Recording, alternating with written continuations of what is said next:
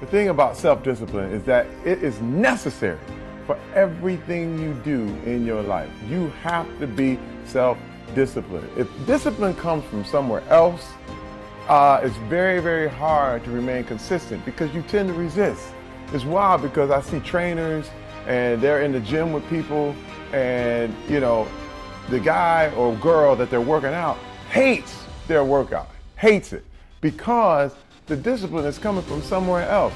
It's something that you dread every time you go in. You don't really want to do it.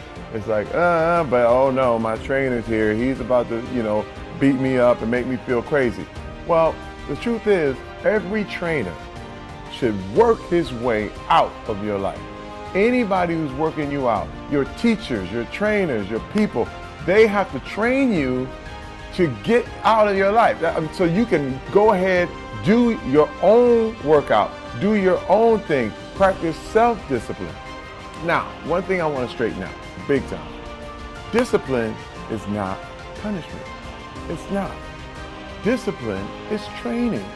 That's all it is. I was talking to my son one time and I asked him, and it was weird because I was trying to see if he really knew what it was all about. And I said, hey man, I have to discipline you. What is discipline? And he goes, punishment. Punishment. When I do something wrong and you punish me. I was like, no.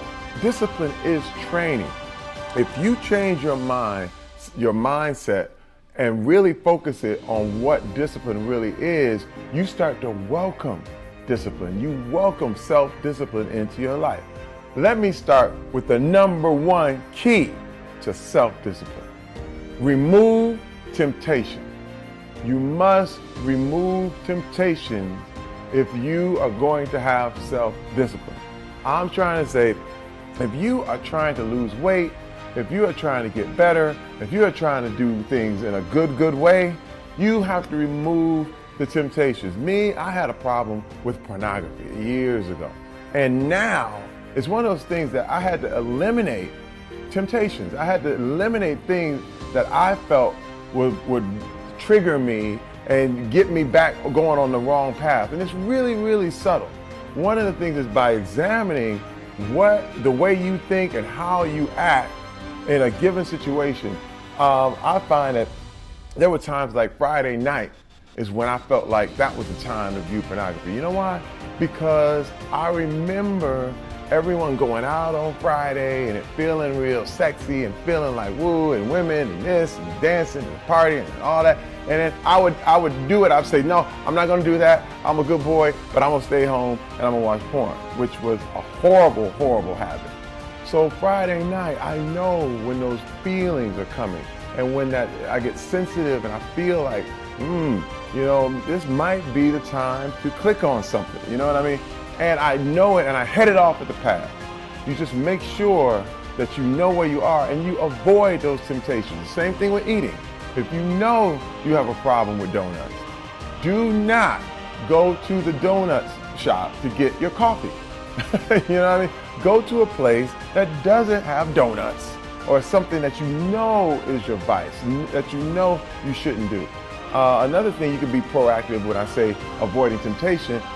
If you want to really consistently make the gym a part of your life, set your clothes out for the gym the night before, and it will remove the temptation to not go to the gym. When you wake up, all of a sudden you have your clothes there and you just hop in them. Instead of looking all over the house, I can't find my shirt, I can't find my socks, I don't know what's going on.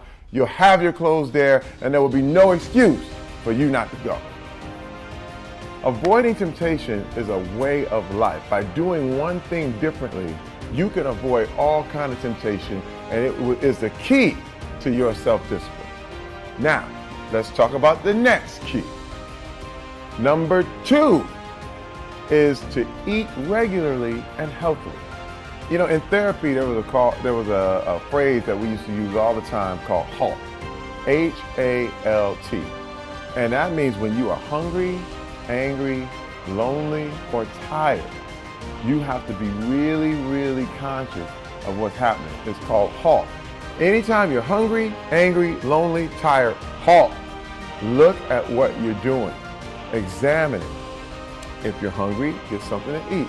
If you're angry, calm down. Think about where you are. Get yourself in a good mood. If you are lonely, call a friend. Call someone you know. Talk about these things. Talk about your emotions. Talk about how you're feeling. And if you are tired, get some rest, because that is when you're weakest. All of those 4 states of being is when you are at your weakest spot. And it's very, very, very hard to keep self-discipline when you're weak. It is. You know what I mean? You are a fallible human being. So you have to know, halt, and you will find the key to self-discipline.